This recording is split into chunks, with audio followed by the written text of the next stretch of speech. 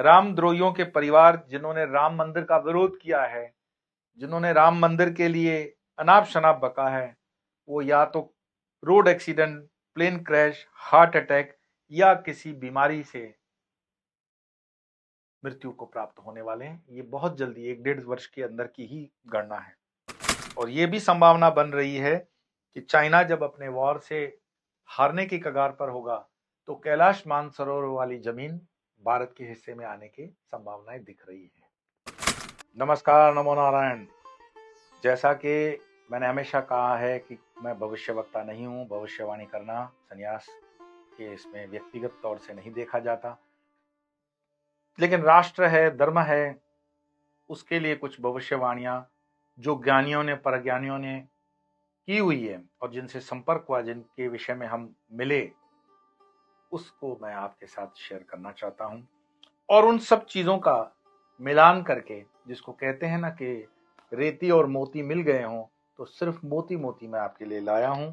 ऐसी 14 भविष्यवाणियां मैं आपके साथ आज शेयर करने जा रहा हूं, जो 2024 से आने वाले 2039 तक आपको मार्गदर्शन बताती हैं कि भारत किस दिशा में जा रहा है। सबसे पहली भविष्यवाणी है कि भारत के अंदर बहुत जल्दी 2 वर्ष के अंदर अंदर न्याय तंत्र में सुप्रीम कोर्ट द्वारा आमूलचूल परिवर्तन की संभावनाएं दिख रही हैं। और उनके कुछ निर्णय कुछ राजनीतिक पार्टियों के लिए तो होंगे, परंतु धार्मिक नेताओं और धार्मिक मठ मंदिरों के लिए भी होंगे। कई धार्मिक संगठन उससे थोड़े बहुत प्रभावित अपने को महसूस करेंगे और हो सकता है देश में अराजकता फैलाने का भी प्रयास करेंगे। ये न्याय तंत्र को लग करके मैंने आपको बताई है भविष्यवाणी, जो 2 वर्ष के अंदर ही हो जाएगी।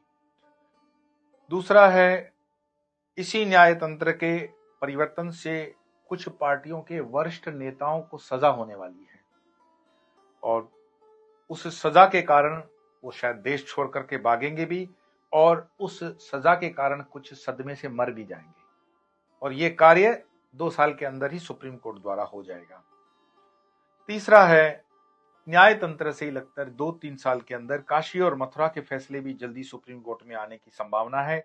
और उसमें बहुत ही सुलझे हुए मुस्लिम नेता, मुस्लिम लोग, मुस्लिम समाज समर्थन देते हुए भारत के अंदर जो गलतियां हो चुकी है पूर्व शासकों द्वारा, उसको सुधार लेने की संभावनाएं दिखती हैं और शांतिपूर्ण इसमें हल दिखता है। और ये भी बात 2-3 साल के अंदर ही है। दक्षिण भारत के वरिष्ठ नेताओं को और बच्चों को जल्दी 2-3 सालों के अंदर ही सुप्रीम कोर्ट या अन्य कोर्टों द्वारा सजा होने वाली है। और दक्षिण में 2-3 राज्यों में भारतीय जनता पार्टी अपने बलबूते सरकार बनाएगी दक्षिण भारत में, और ऐसी ऐसी जगहों पर वो सीट जीतेंगे जहां पर कोई अपेक्षा हमने नहीं रखी है। 2024 में नरेंद्र मोदी सरकार, जिसका आपको इंतजार था, ये 5वें नंबर की घोषणा भविष्यवाणी की कि 2024 में नरेंद्र मोदी सरकार बहुमत से जीत रही है। और इस सरकार में हिंदू सनातनी तो उनको वोट देंगे। मैं आपकी जानकारी में बता दूं कि इसमें अप्रत्याशित रूप से मुस्लिम महिलाएं बढ़ चढ़ करके भाजपा को वोट देने वाली है और भाजपा अपेक्षित मार्जिन से बहुत आगे निकल जाएगा। तो ये 2024 की ही भविष्यवाणी है। 6वें नंबर की भविष्यवाणी है कि जैसे पहले मेघनाद मारा था और फिर रावण, ऐसे ही रावण तो बाद में ही मरता है। रामद्रोहियों के परिवार जिन्होंने राम मंदिर का विरोध किया है, जिन्होंने राम मंदिर के लिए अनाप शनाप बका है, वो या तो road accident, plane crash, heart attack या किसी बीमारी से मृत्यु को प्राप्त होने वाले हैं। ये बहुत जल्दी 1-1.5 वर्ष के अंदर की ही गणना है। एक दूसरी है कि भारत की राजधानी लगभग दिल्ली से मध्य भारत के किसी शहर, जो संभावना उज्जैन और देवास के बीच की लग रही है, 2038 तक बनकर तैयार हो जाएगी। लेकिन यह निर्णय मोदी सरकार अपने कार्यकाल 2024 के बाद ले लेगी और ये इसी वर्ष हो जाएगा। 7वें नंबर की भविष्यवाणी है कि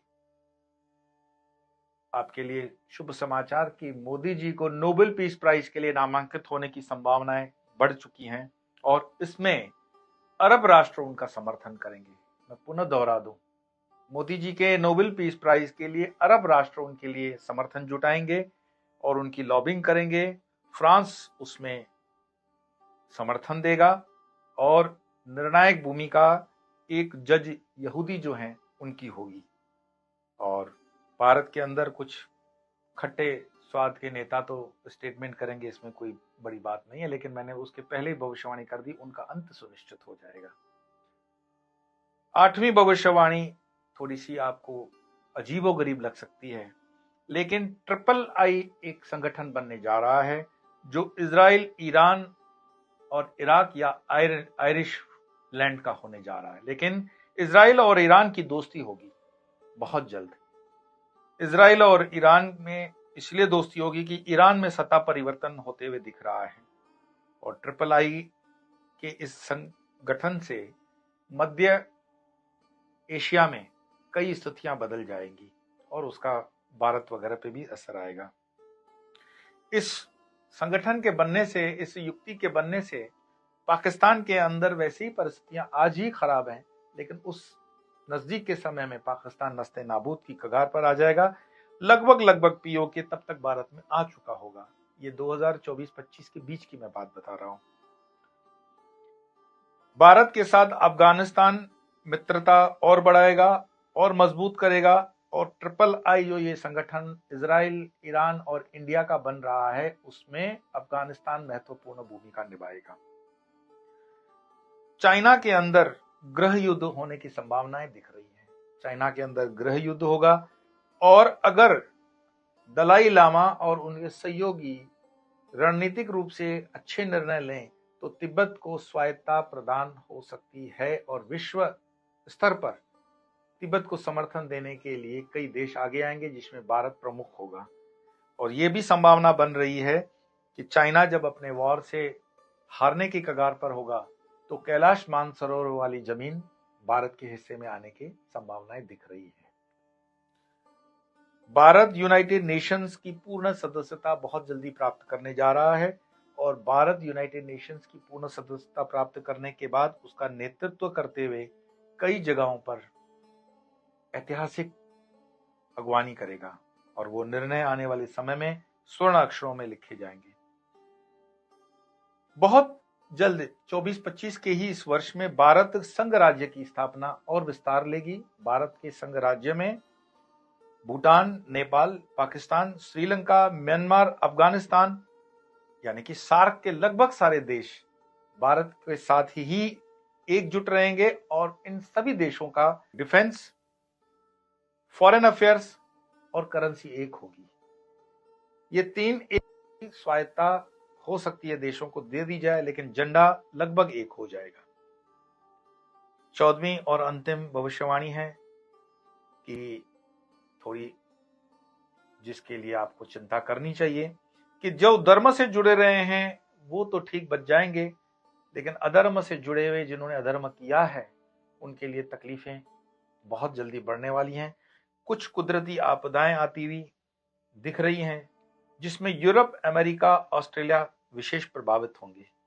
भारत के तटीय क्षेत्र जो हैं वो प्रभावित होंगे सुनामी, तूफान इत्यादि से, और कई राज्यों में जहां पर जनता जनार्दन ने अधर्म का सहारा दिया है उनको परेशानी हो सकती है। मैं हमेशा कहता हूं कि धर्म के साथ रहना, न्याय के साथ रहना, सत्य के साथ रहना, क्योंकि परमात्मा के न्याय तंत्र में अन्याय होने की कोई संभावना नहीं है। और आपको लगता है कि कहीं कोई गलती हुई है या होने जा रही है तो उसको रोकना और उसको सुधारने का प्रयास कर्म के माध्यम से आपके हाथ में है।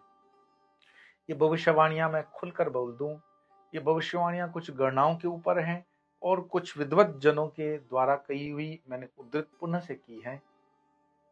ये भविष्यवाणियां देश काल परिस्थिति के अनुरूप कभी थोड़ी इधर उधर हो सकती हैं समय काल में, परंतु इसको कोई मिटा नहीं सकता। पिछले दिनों जब मैं दादा गुरुजी से भरूच में मिला था तो हमारे बीच जो संवाद हुआ वो 2040 तक का उन्होंने रूपरेखा बताई कि क्या क्या होने वाला है। 2040 तक इस देश में क्या क्या होने वाला है, इस दुनिया में क्या होने वाला है, इस प्लेनेट पे क्या होने वाला है, इसकी चिंता को लेकर के जिन जिन भी ज्ञानियों से, परम ज्ञानियों से, ऋषियों से मुझे संपर्क होता है वो मैं करता हूँ, और उस जानकारी को जहां आवश्यक होता है या जितना आवश्यक होता है उतना आपके साथ शेयर करता हूँ। आज इतना ही। आपको ढेर सारी शुभकामनाएं, और फिर मिलेंगे अन्य विषय को लेकर। तब तक के लिए नमो नारायण।